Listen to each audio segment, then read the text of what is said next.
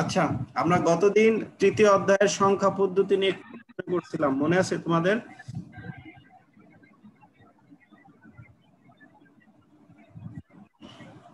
জি sir, কিছু কিছু মনে আছে। হ্যাঁ, আজকে ওটার একটু স্লাইড, গতদিন তো আমি স্লাইড করিনি, আজকে একটু স্লাইডটা করলাম। দেখো, তৃতীয় অধ্যায় সংখ্যা পদ্ধতি ও ডিজিটাল ডিভাইস, চ্যাপ্টারটার নাম। কিন্তু আমরা আজকে আলোচনা করব পার্ট 1, সংখ্যা পদ্ধতির পরিচিতি ও প্রকারভেদ এবং সংখ্যা পদ্ধতির আন্তঃসম্পর্ক, অর্থাৎ তাদের মধ্যে রূপান্তর একটা থেকে আরেকটাতে। সবাই আসছে কিনা এডমিট?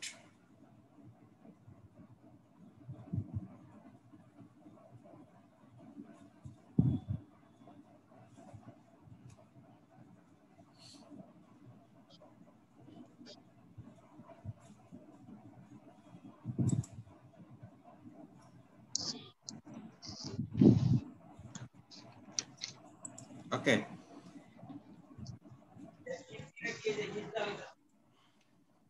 তোমাদের এর আগে যারা লিখছো খাতাটা সাথে রাখছো, কাছে নিয়ে আসছো? জি স্যার। জি স্যার। আজকে একটু মিলাও, সেদিন তো আমি বলছি অনেকেই করতে পারো নাই, আজকে একটু দেখো যে আমাদের এই আজকের পাঠগুলো শিখে মানে কি শিখতে পারবো আজকের পাঠগুলো থেকে। সংখ্যা পদ্ধতির প্রকারভেদ সম্পর্কে জানতে পারবে, সংখ্যা পদ্ধতির বেস কি সেটা জানতে পারবে, আর বিভিন্ন ধরনের সংখ্যা পদ্ধতির মধ্যে রূপান্তর প্রক্রিয়াগুলো সম্পর্কে জানতে পারবে। ওকে, আমরা দেখে যাই সংখ্যা পদ্ধতি কি। দেখো, এটা লেখা ছিল কিনা যে যে কোনো লেখা বা সংখ্যা প্রকাশ করার পদ্ধতিকে বলা হয় সংখ্যা পদ্ধতি। জ্ঞানমূলক 1 মার্কের জন্য আমরা চাবো যে সংখ্যা পদ্ধতি কি। অনেক প্রশ্নে দেখবা বোর্ডেও আসছে বা আমরা আমাদের পরীক্ষাগুলোতে নেই, 1 মার্কের জন্য বইতে হয়তো বা 2-3 লাইন যেভাবে লেখা থাকুক, এই একটা লাইনই তোমাদের জন্য যথেষ্ট, যে কোনো সংখ্যা লেখা বা প্রকাশ করার পদ্ধতিকেই সংখ্যা পদ্ধতি বলে। এরপরে সংখ্যা পদ্ধতি 2 প্রকার, কোন কোন বইতে অন্যভাবে আছে, কিন্তু আমি যেটা দেখাইতেছি লেটেস্ট এটাই তোমরা ফলো করার চেষ্টা করবা। যে পদ্ধতি যদি প্রধানত বলে, সংখ্যা পদ্ধতি প্রধানত 2 প্রকার, একটা হলো নন পজিশনাল বা অস্থানিক, পজিশনের ইংরেজি বাংলা হলো স্থান বা স্থানীয়, যে নন পজিশনাল বা অস্থানিক সংখ্যা পদ্ধতি, আর একটা হলো পজিশনাল বা স্থানিক সংখ্যা পদ্ধতি। সংজ্ঞাগুলো আমাদের এখানে লেখা আছে। যে সকল সংখ্যা পদ্ধতি স্থানীয় মান নেই এবং অবস্থান পরিবর্তন করলেও মানের কোনো পরিবর্তন হয় না, তাদের নন পজিশনাল সংখ্যা পদ্ধতি বলে। যেমন আমি একটা 5টা হাতের ছবি আঁকাইছি। তোমরা জানো যে সংখ্যা পদ্ধতি আবিষ্কার হওয়ার পূর্বে যারা এই সেই আদিম যুগের লোকরা, তারাও বিভিন্ন দাগ দিয়ে বিভিন্ন প্রতীক বা বিভিন্ন জিনিসের মাধ্যমে গণনা কাজ করত। ধরলাম আমাদের এরকম 5টা হাত, প্রত্যেকটাতে 10 বোঝায়, তাহলে পাশাপাশি রাখছি মানে এখানে 30কে বুঝাইছি। আচ্ছা, এই হাতগুলো যদি আমি একটা ডানে আর একটা বামে সরাই নিয়ে যাই, এখানে কি মান 30ই থাকবে নাকি অন্য কিছু আসবে? তোমাদের মধ্যে জানতে চাচ্ছি, কেউ আছো? 30ই থাকবে, একই থাকবে, একই থাকবে, এটাই একই থাকবে স্যার। হ্যাঁ, যে সকল সংখ্যা পদ্ধতি স্থানীয় মান নেই এবং অবস্থান পরিবর্তন করলেও মানের কোনো পরিবর্তন হয় না, তাদেরকে নন পজিশনাল সংখ্যা পদ্ধতি বলে। আমাদের বইতে একটা উদাহরণ দেওয়া আছে, হায়ারোগ্লিফিক্স। আচ্ছা, উদাহরণ বই তোমরা পরে দেখবা, তোমরা এতটুকুই বুঝে নিছো যে আগে গণনা করার জন্য বিভিন্ন দাগ, বিভিন্ন চিহ্ন ব্যবহার করা, ওরা চাঁদ, সূর্য, বিভিন্ন গাছপালা দিয়ে গণনা করতো। তো সেরকম তখন একক, দশক, শতক এই ধরনের কিছু ছিল না বলে এটার নাম হলো যে স্থানীয় মান নেই। আচ্ছা, পজিশনালটা কি? তার উল্টাটা, যে সকল সংখ্যা পদ্ধতি স্থানীয় মান আছে এবং অবস্থান পরিবর্তন করলে মানেরও পরিবর্তন হয়, পজিশনাল। যেমন 567, এখানে 7কে একক বলে, 6কে দশক বলে, 5কে শতক বলে। আমি যদি এই অঙ্কগুলো চেঞ্জ করি তাহলে মানেরও পরিবর্তন হবে। তাহলে তোমাদেরকে জ্ঞানমূলকে 1 মার্কের জন্য চাইতে পারি, যদি 2 মার্কের জন্য চাই, যদি তোমাদের 2 মার্কের জন্য প্রশ্ন চাই, তাহলে স্যার কে যেন কথা বলছে, মিউট করতে বলেন না মিউট। যদি তোমাদের 1 মার্কের জন্য চাওয়া হয় তাহলে হয় সংখ্যা পদ্ধতি কি চাওয়া হতে পারে, নন পজিশনাল সংখ্যা পদ্ধতি কি আলাদাভাবে 1 মার্কের জন্য চাইতে পারি, পজিশনাল সংখ্যা পদ্ধতি কি 1 মার্কের জন্য চাইতে পারি। কিন্তু যদি 2 মার্কের জন্য আমরা চাই তাহলে এইভাবে চাবো, নন পজিশনাল ও পজিশনাল সংখ্যা পদ্ধতির মধ্যে তুলনামূলক আলোচনা করো বা পার্থক্য কি। মনে রাখবা যে একমাত্র পার্থক্য আমরা 2 মার্কের অনুধাবনে চাইতে পারি। যদি চাই তোমরা চেষ্টা করবা বক্স আকারে ডান পাশে বাম পাশে লিখে পার্থক্যটা দেওয়ার জন্য। মানে যত পার্থক্য আইসিটিতে খ অংশে যত পার্থক্য তোমরা চেষ্টা করবা বক্সের মধ্যে ডান পাশে বাম পাশে কিভাবে লিখে ওইভাবে লিখতে হবে। তোমরা 2 মার্কের জন্য চাইলে মাত্র 3টা সেন্টেন্স কমপক্ষে দেওয়ার চেষ্টা করবা।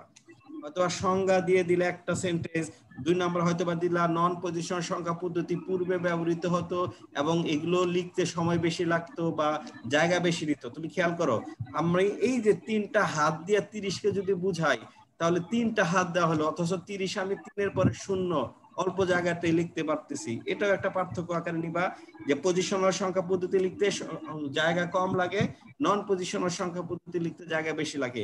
একটা উদাহরণ দিয়ে দিলা, যেমন 5টা বৃত্ত আঁকাইলা, এই 5টা বৃত্ত এক একটা নন পজিশনালেরই বুঝাবে। আচ্ছা, আমরা স্যার স্ক্রিন শেয়ারে স্লাইড শোটা দেখা যাচ্ছে না। তাই স্লাইড শো একটু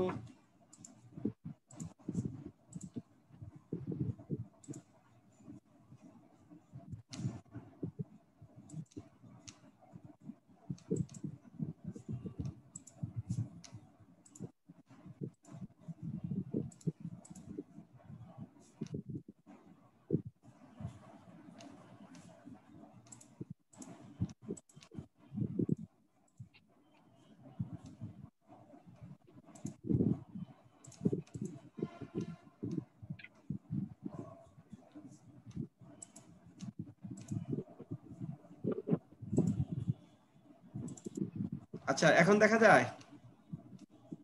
জি স্যার। জি স্যার। হ্যাঁ, তাহলে এখানে এটা একটু স্ক্রিনশট দিয়ে রাখো। সংখ্যা কি লিখছি, সংখ্যা পদ্ধতি 2 প্রকার, সংজ্ঞাগুলো লেখাছে। সবাই এটা স্ক্রিনশট নিয়ে রাখো, যেহেতু এটাই একটু আগে আলোচনা করলাম। পরের টপিকে যাই। কম্পিউটারে ব্যবহৃত সংখ্যা পদ্ধতি বা পজিশনাল সংখ্যা পদ্ধতি 4 প্রকার।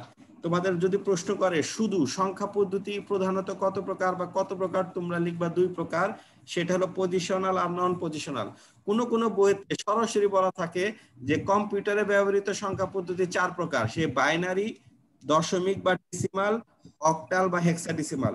আবার কোন বইতে লেখা থাকে পজিশনাল সংখ্যা পদ্ধতি কি কত প্রকার, একই 4 প্রকার। আমি এই 4টা প্রকারের নাম লিখছি এবং এরপর একটা ছক আঁকানো আছে। ছকটা খুব ভালো করে খেয়াল করো যে প্রকারভেদ, বেজ, মৌলিক উপাদান সমূহ এবং উদাহরণ। এটাও তোমাদের জন্য একটা গুরুত্বপূর্ণ সেট। এখান থেকে আমরা 2 মার্কের পর্যন্ত প্রশ্ন করে থাকি। হয়তোবা বলতে পারি যে সংখ্যা পদ্ধতির উপাদানগুলো দেখাও, তখন তোমাকে ঠিক এই ছকটা হুবহু এভাবে আঁকাইতে হবে। সেক্ষেত্রে 4টা সংখ্যা পদ্ধতির নাম নিচে লেখা আছে, বাইনারি, দশমিক, অক্টাল আর হেক্সাডেসিমাল।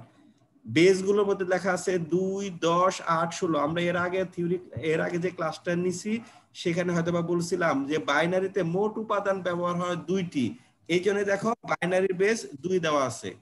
আবার দশমিক সংখ্যা পদ্ধতিতে মোট মৌলিক উপাদান 10টি, 0 থেকে 9, এই জন্যই দশমিকের পরে এখানে আমরা 10 লিখছি। এরপরে অক্টাল সংখ্যা পদ্ধতিতে সর্বোচ্চ আইটেম 8টি, 0 থেকে 7 পর্যন্ত। শূন্যকে যদি ধরি 0 থেকে 7 পর্যন্ত, এই জন্য অক্টালের বেজ 8। আর হেক্সাডেসিমালে মোট উপাদান 16টি, 0 থেকে 9, বড় হাতের A B C D E F, এই হলো 16টি। তাহলে সংখ্যা পদ্ধতির বেস গুলো দেখাও, সংখ্যা পদ্ধতির উপাদানগুলো দেখাও, সংখ্যা পদ্ধতির মৌলিক অঙ্কগুলো দেখাও। যেভাবে প্রশ্ন চাক না কেন তুমি জাস্ট এই ছকটা এভাবে আঁকানোর চেষ্টা করবা।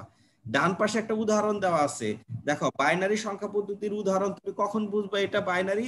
যখন নিচে এই যে দেখো আমার এই উদাহরণে ব্র্যাকেটের নিচে 2 দেওয়া আছে ছোট করে সাফিক্স 2, এই 2টা পদ্ধতির উদাহরণ। আমি যদি এখানে বেজ না দেই তাহলে তুমি কোনো প্রশ্নের অ্যানসারে যাইতে পারবে না। ধরো কোনো একটা অবজেক্টিভ বা রিটেন প্রশ্ন হলো, ভুলে বেজ 2 না 10 না 8 না 16 দেওয়া হলো না, তখন তুমি এটাকে কি সংখ্যা পদ্ধতি বুঝবা? এটা তো বাইনারি, অক্টাল, হেক্সাডেসিমাল যে কোনো হতে পারে। তো মনে রাখবা, সামনে যদি কোনো পরীক্ষা প্রশ্নের বেস দেওয়া না থাকে ওটা অ্যান্সার করবে না, আমাদের টিচারদের ডাকবা। পরীক্ষার হলে যে টিচার থাকবে সংখ্যা পদ্ধতির বেস দেওয়া নাই, এটা প্রশ্নে ভুল আছে, একটু স্যারকে ডাকেন। আচ্ছা, আমি 10101 দিয়ে ব্র্যাকেটে 2 দ্বারা বুঝাইছি এটা একটা বাইনারি সংখ্যা। দেখো ভিতরে 0 আর 1 ছাড়া কোনো উপাদান নাই। এরপর 159 ব্র্যাকেটে 10 দিয়ে বুঝাইছি এটা একটা দশমিক সংখ্যা পদ্ধতির উদাহরণ, যেখানে 9 পর্যন্ত সব এলাও, এই জন্য 1 5 9 লিখছি। ঠিক তেমনি অক্টাল সংখ্যা পদ্ধতিতে 0 থেকে 7 এই উপাদানগুলোই ঘুরে ফিরে ব্যবহার করা হয়, এই জন্য 703 দিয়ে ব্র্যাকেটে 8 খেয়াল করবে। এখানে কিন্তু 8 9 ভিতরে, এই যে ভিতরে 8 বা 9 থাকতে পারবে না। এরপরে হেক্সাডেসিমাল সংখ্যা পদ্ধতির বেজ হলো 16, এই জন্য 16 লিখছি, এবং ভিতরে সংখ্যা অক্ষর সবই লিখছি। আমি এফ পর্যন্ত ব্যবহার করতে পারবো, জি এইচ আই ব্যবহার করতে পারবো। আমরা অনেক সময় তোমাদেরকে প্রশ্ন করি যে নিচের কোনটি সঠিক, নিচের কোনটি সঠিক সংখ্যা পদ্ধতি, তোমরা উত্তর দাও। যাই হোক, এই উদাহরণটা এখন এই ছকটা আঁকাইতে গিয়ে, মানে ছকটা লিখতে গেলে একটা জিনিস দেখছো, বেজ। এই কথাটা কি, নিচে আমি বেজের সংজ্ঞাটা দিয়ে দিছি। জ্ঞানমূলকে চাইতে পারি, অবশ্যই চাই আমরা, একবার হলো চাই কোনো না কোনো পরীক্ষায়, যে সংখ্যা পদ্ধতির বেজ বা ভিত্তি, ইংলিশে বলে বেজ, BASE, আর বাংলায় হলো ভিত্তি। সংখ্যা পদ্ধতির বেজ বা ভিত্তি কি? জ্ঞানমূলক 1 মার্কের জন্য আসলে এটা দেখবা যে কোনো পদ্ধতিতে, অর্থাৎ সেটা বাইনারি হোক, দশমিক হোক, অক্টাল, হেক্সা, যেটাই হোক, যে কোনো পদ্ধতিতে থাকা মৌলিক উপাদানগুলোর সমষ্টিকে বলে সংখ্যা পদ্ধতির বেজ। তাহলে বাইনারিতে যে 0 আছে, 1 আছে, এইগুলো বেজ না, বেজ হলো মোট 2টা আছে, এই 2। আবার অক্টালে মোট উপাদান আছে 8টি, এই জন্য অক্টালের বেজ 8। ওকে, তাহলে এইটা খুব সুন্দর একটা শীট, এই শীটটা সবাই স্ক্রিনশট দিয়ে রাখো। আশা করি এখান থেকেও তোমরা বিভিন্ন প্রশ্নের উত্তর দিতে পারবা, যে সংখ্যা পদ্ধতি কত প্রকার, কোন কোন আইটেমের মধ্যে কোন কোন উপাদান থাকে, এবং সংখ্যা পদ্ধতির বেজ কি, এটা স্ক্রিনশট দিয়ে রাখো। এরপরে আমরা আসলে সংখ্যা পদ্ধতির রূপান্তর দেখব। যেহেতু সংখ্যা পদ্ধতিতে মোট আইটেম ছিল 4টা, আমরা যদি এক আইটেম থেকে আরেক আইটেমে রূপান্তর করতে যাই তাহলে মোট 12টা আইটেম আসবে। এখানে সেই 12টা আইটেমের ছবি দেওয়া আছে, যে দশমিক থেকে বাইনারি করা লাগতে পারে, অক্টাল করা লাগতে পারে, হেক্সাডেসিমাল করা লাগতে পারে, অক্টাল থেকে যেতে পারে। তো মনে রাখো যে যারা পরীক্ষায় অ্যাটেন্ড করবা, অবশ্যই এই 12টা আইটেম শিখেই তোমাকে পরীক্ষার প্রশ্নে যেতে হবে। আমরা এমন একটা প্রশ্ন করব সৃজনশীল, যেখানে এখান থেকে একাধিক আইটেম করে তোমাকে উত্তর দিতে হবে। এজন্যই 12টা আইটেম একসঙ্গে তোমাদের শিখতে হবে। এই 12টা আইটেম আমরা পর্যায়ক্রমে শিখব। আমরা প্রথম যে আইটেম দেখো এখানে দেখাইছি, দশমিক থেকে বাইনারি 1 নাম্বার। এটা কি, এটা দেখা যাচ্ছে? জি জি স্যার। স্যার। হ্যাঁ, আমরা জাস্ট একটা উদাহরণ দিলাম যে দশমিক সংখ্যা থেকে কিভাবে বাইনারি করব। তোমরা খেয়াল করো যে উদাহরণ 1-এ 10-এর ব্র্যাকেটে বেস 10, খেয়াল করো এই 10 না পাওয়া পর্যন্ত এটা যে দশমিক সংখ্যা এটা তুমি বলতে পারবে না। তাহলে আমরা এই যে 56 বেস 10, এটা দ্বারাই বুঝাইছি এটা একটা দশমিক সংখ্যা পদ্ধতি। এটাকে আমরা এখন বাইনারি করতে যাব, যেহেতু বাইনারির বেস 2, এজন্যই এই সংখ্যাটাকে আমরা অনবরত 2 দিয়ে ভাগ করে যাচ্ছে যতক্ষণ না শেষে শূন্য হয়। তুমি আমার এই যে কার্সরে দেখো, এখানে একটা শূন্য দেওয়া আছে, দেখা যাচ্ছে কিনা? এই শূন্য পর্যন্ত তোমাকে পর্যায়ে জি স্যার, দেখা যাচ্ছে। হবে, যতবার লাগুক। ধরো আমরা মাত্র 56কে বাইনারি করতে বললাম, এই জন্য 56কে বাইনারি করতে 7-8টা স্টেজ লাগছে। আমরা যদি এটাকে 560কে বলি, নিশ্চয়ই আরো বেশি জায়গা লাগবে। যতই লাগুক তোমাকে নিচে শূন্য না আসা পর্যন্ত 2 দিয়ে ভাগ করতে হবে।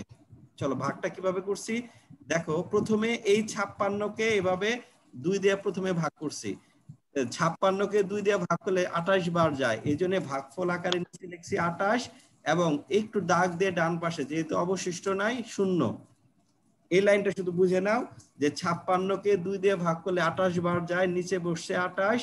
আর যেহেতু কোনো ভাগশেষ নাই, ভাগশেষ শূন্য, এই জন্য আসছে শূন্য। আবার 2 দিয়ে ভাগ করছি। এভাবে পর্যায়ক্রমে, ছোটকালে যেভাবে লসাগু বের করতে, এভাবে পর্যায়ক্রমে 2 দিয়ে ভাগ করছি। 2 দিয়ে 28কে ভাগ করলে 14 বার যায়, এই জন্য নিচে আসছে 14 এবং অবশিষ্ট শূন্য। আবার 2 দিয়ে ভাগ, 7 বার যায়, অবশিষ্ট শূন্য। এবার 2 দিয়ে 7কে যখন ভাগ করব 3 বার যাচ্ছে, 3 দুগুণে 6, হাতে আছে 1, এই জন্যই এই যে 3-এর পাশে 1, 3-এর পাশে এই 1